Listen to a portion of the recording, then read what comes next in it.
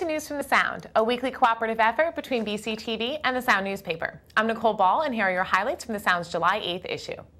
The heat wave is in full swing, and the Brantford Jazz on the Green series is a good way to cool down on these hot nights. Every Thursday from now until August 26th, you can hear the smooth sounds of area jazz artists al fresco on the town green. Head over to www.zippo6.com/Brantford to see photos of last week's performance by Walter Duda. Next up is Chris Geith on July 8th. Find a full schedule of performers on www.zippo6.com or on BrantfordJazz.com. Brantford is just over 1 month away from its new superintendent of schools, Hamlet Hernandez, taking his post. At a June 29th special meeting, Brantford Board of Education officially voted to hire Hernandez, a North Brantford resident.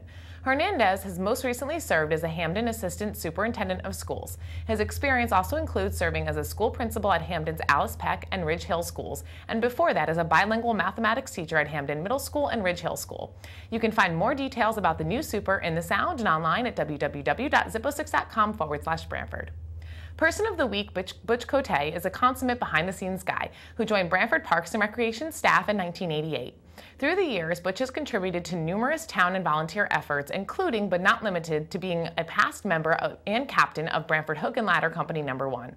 If you know Butch and want to offer some kind words, head over to the Sound's website, www.zippo6.com/Brantford, and click on this story to leave a comment. The Sound will try to print your comments in the upcoming issues of the paper. Members of the public, about a third of them seniors, packed a meeting last week to show very little favor toward the idea of moving the town's senior center to a North Main Street location. The item was on the agenda for the first time as per a Board of Selectmen vote at the Representative Town Meeting Administrative Services Committee. The proposed swap would move the senior center from its 8,000 square foot space in the Canoebrook building on Cherry Street into what would be a renovated 14,000 square foot commercial building at 175 North Main Street. That building, owned by the Keach Corporation of Brantford, would be given to Brantford in exchange for the former U.S. Post Office building, approximately 4,000 square feet at 1,111 Main Street, currently the cramped home of the Brantford Board of Education offices. The BOE offices would move into the larger Canoebrook building, also to be renovated by the town. For more details on the proposed swap, pick up this week's issue of The Sound or read the story online at www.zippo6.com/Brantford. In sports, this week the Sound takes a look at seasons in review for several Brantford High School sports teams, including girls and boys lacrosse, baseball, and girls track. Find out how the athletes did, which teams earned division honors, and what the plans are for next season. This week in the Sound and online at www.zippo6.com. Scroll to the sports section. Sportsperson of the Week, Christina Rotolo, completed her careers with 2 Hornets teams in the recent school year, and both proved positive experiences as she was a 2-time All-Southern Connecticut Conference, All-State, and All-Area selection in field hockey, and then earned All-Oronoque honors for softball this spring. Christina, who was in the National Honor Society the past 2 years, is going to continue her field hockey career at Merrimack College in Massachusetts, where she will major in health science. Wish her well in the future by leaving a comment on this story found at www.zippo6.com/Brantford. The Brantford American Legion post-83 baseball team trailed by a run and was down to its final out in its June 27th game versus North Haven, but got a game-tying single to send it to extra innings and then saw Casey Daddio drive in the winning run in the bottom of the 10th as Brantford prevailed 3-2 to improve to 6-3. Post-83 also dropped a 5-0 decision to Milford. In living, the Old Saybrook Historical Society invites families throughout the area to participate in the daily camp life of a Civil War soldier and to enjoy antique toys, a slew of demonstrations, drills, and more, all for free on July 17th. Costume characters will bring to life the culture and traditions of the era, strengthening the connection between visitors and history.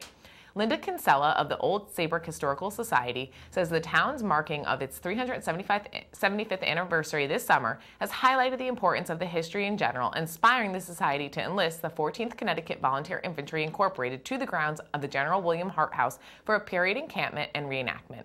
For details about the event, pick up this week's issue of The Sound or head over to www.zippo6.com. In this week's installment of A La Carte, Lee White celebrates good native corn, which for some growers is in season early this year. Find out the recipes for corn pudding and corn chowder in her column.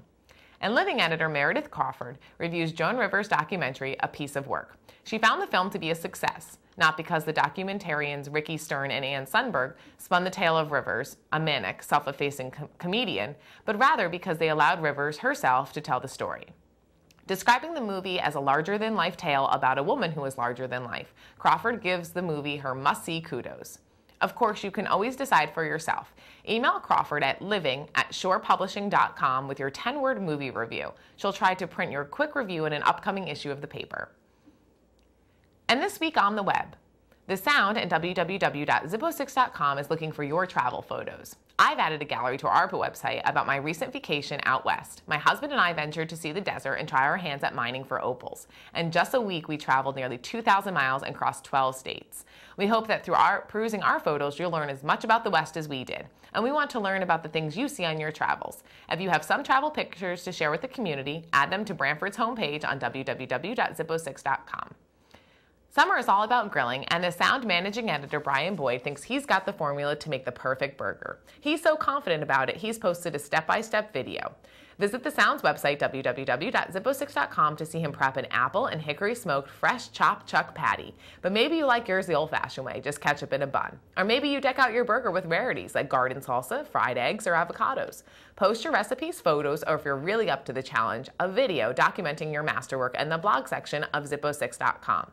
Summer is here, whether you're looking to spend the day exploring colonial history, swimming in the Sound, or perusing the Shoreline's selection of eclectic shops and restaurants. You'll find a wealth of information about what to do and where to go, and our destination, the Connecticut Shoreline Guide, covering the towns along the shoreline from East Haven to Old Saybrook. Download a PDF of destination in the special features section of www.zippo6.com/Brantford. With swimsuit season underway, the staff of the Sound has been thinking about some ways to get in shape. We've all picked our best one-line quick fitness tip to share with you.